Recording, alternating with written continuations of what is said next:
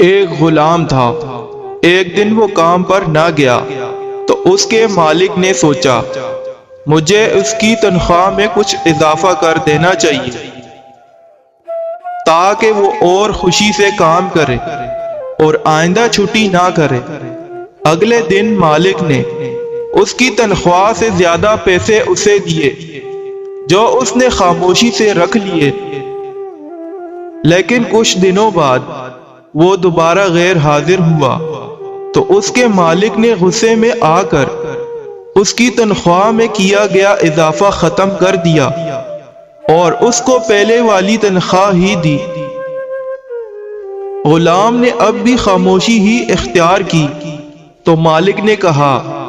جب میں نے اضافہ کیا تو تم خاموش رہے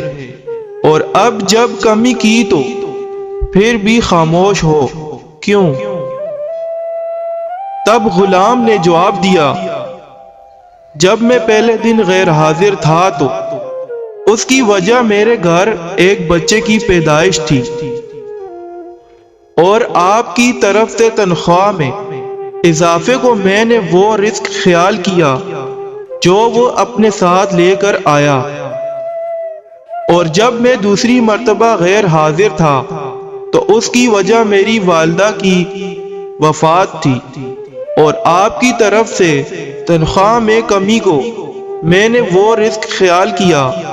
جو وہ اپنے ساتھ لے گئی۔ پھر میں اس رزق کی خاطر کیوں پریشان ہوں جس کا ذمہ خود اللہ پاک نے اٹھایا ہو؟